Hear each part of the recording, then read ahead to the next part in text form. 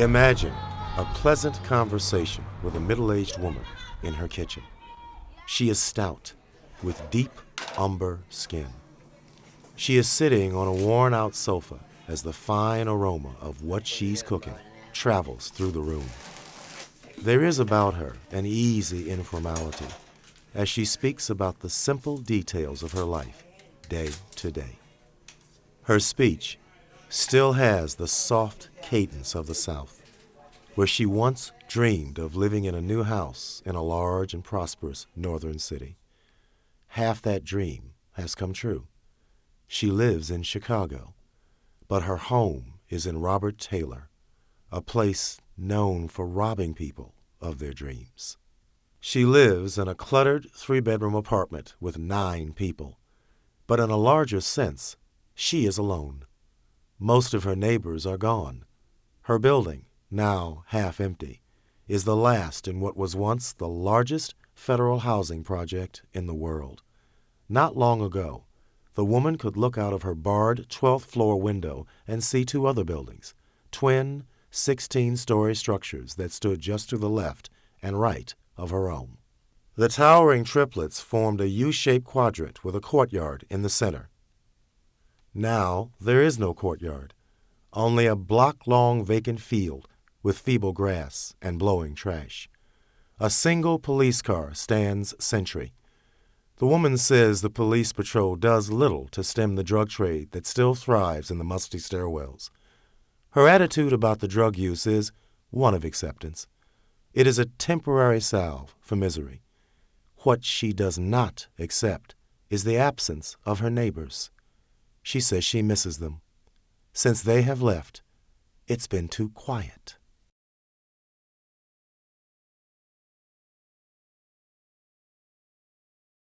We used to being able to see a lot of people.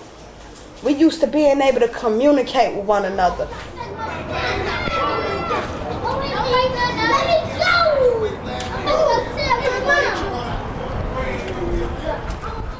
At Robert Taylor, noise was a companion. Within each of the quadrants that once lined South State Street lived thousands of people.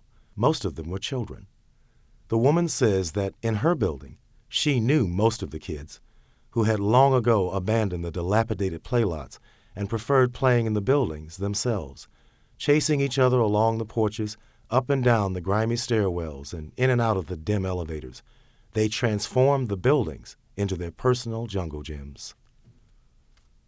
Their voices were integral to Robert Taylor, as much a part of it as the mortar that held it all together. And there were other voices, a sea of them, laughing, joking, coughing, cursing. They all mingled with slamming doors and pounding feet along the cement porches, radios and stereos and TV sets from within the apartments, shouts, squeals, creaking swings, and raucous basketball games from the courtyard. Most of that has been silenced now. But the woman on the 12th floor says she longs to hear it all again, that symphony of familiar sounds and voices. There was a rhythm to it, understood by someone who hears it day to day. Taylor was a community of known names and faces. Though most are gone now, they have left behind their imprint. Letters on walls made with heavy markers or spray paint spell names, assert phrases, announce couples, warn enemies. Tweety, Tasha, Tootie, and Honeyback. They are sprayed along cinder block walls stained with old paint and grit. Carlissa, Dog Pound, Dana, and friends. They tell of proud couplings and hoped-for unions. Fernita and Anthony, Rose and Eddie, Shantae and Pete. Crude slogans sprawl over the frail, failing elevators with doors that wheeze shut. Love in the boogie ward. Inside Villain City, we have it all. Rank assertions line the walls of dark stairwells that reek piercingly of piss. Too hot, too touch. Pimpin' and hoeing is the thing. The gorilla bitch lives here. Sworn allegiances and threats to enemies shout from the breezeway. Forever gangsta. GD's running this mother. Tributes and farewells to fallen friends and comrades speak with simple pathos from walls and doors. Rest in peace, Wayne. Rest in peace, Antonio. Rest in peace, Sean. No matter how many times the names, slogans, requests, demands, curses, and prayers are painted over, within days or hours, they reappear. We're still here. Clean this place. Where are you, God? Don't hate us all. Voices on a wall, across a door, down a stairwell, in a breezeway, through a corridor, speak with stark clarity. In a mildly rehabbed apartment on the 7th floor, a collage of faces covers an entire wall in an explosion of hues and expressions. They are smiling, scowling, and mugging for the camera of a man the other residents call the Picture Man.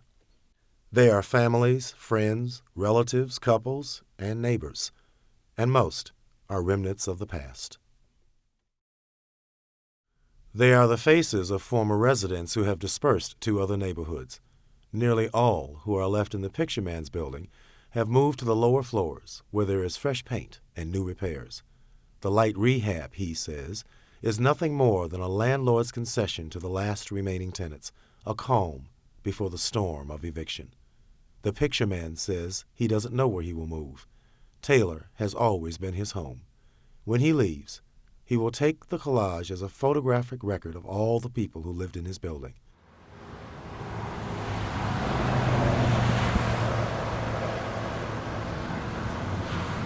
Two flights below, on the 5th floor, a tall, rail-thin woman stands at her kitchen sink cleaning chickens. Her apartment is damp and too hot and awash with the putrid smell of broken plumbing. The woman apologizes for the heat and the foul odor. She explains that she's had no more luck getting the sewer pipe repaired than she has her bathtub, which is missing its faucet and urinates a constant stream of hot water, or her toilet, which she must flush with a bucket, or her hissing radiators, which have left glistening streaks on her walls and mold running along her ceiling in coils of rot. She says she's glad to be leaving Taylor. Can't wait. Anything, any place, would be better than this rodent metropolis she has called home for 8 years. Yet, she emphasizes, waiting for repairs is an exercise in frustration, an endless game of vacillation between can't do and can't get. The man sitting on the bed drinking a 40-ounce agrees. Worse than the wretched apartment, he says, is the environment. They worry about their oldest son, who at 14 is starting to drift away from school and away from their stern instruction. The woman asks how they can demand that their son do well in school or find a job when he can make $1,000 a day selling drugs. The woman says they talk to their son every day, begging him to do right. Within a year, they and all of their neighbors, the last tenants in the last building in the most massive housing project ever undertaken, will receive their final notices of evacuation. A curt letter will state a specific end to their tenancy at Robert Taylor Homes. They will pack furniture, clothes, toys, posters, family Bibles, photo albums, items accumulated over years, generations. They will pile them into moving vans and old trucks and cars borrowed from friends, and pull away from what is for many of them the only home they have ever known.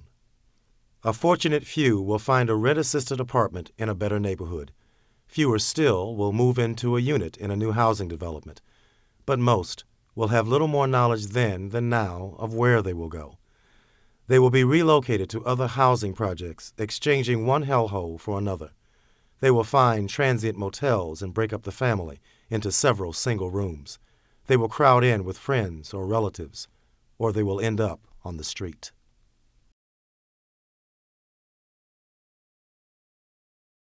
The woman on the 12th floor knows what will happen. She's seen it before. First, there will be a gradual exodus that will accelerate as the final evacuation date nears, with 4, 5, 6 or more families moving on the same day, until it seems as if an entire neighborhood is uprooting and clearing out all at once. They will leave behind a hollow behemoth that will stand cold, cadaverous, with only thin remembrances of the life that once breathed inside of it.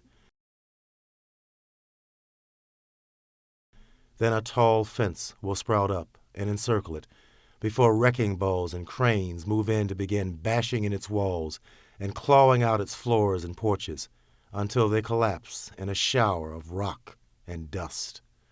It will stand for a time with jagged walls and broken floors and ripped iron beams exposed, like some eviscerated mammoth, before it is pounded into rubble, and then it will disappear.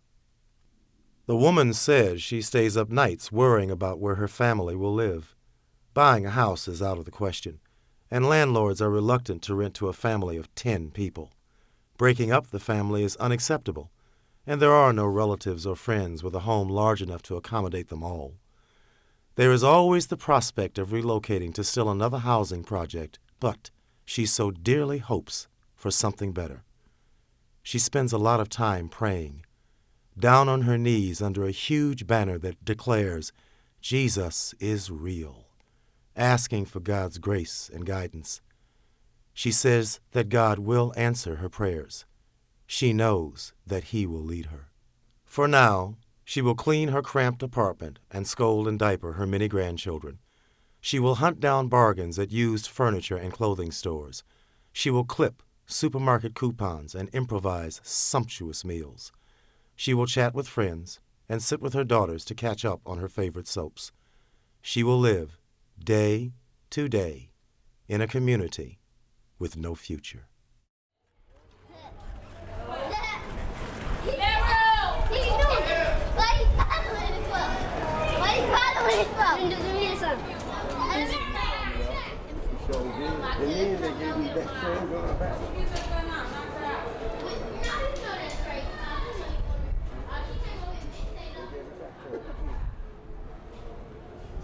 Laugh it one more time. You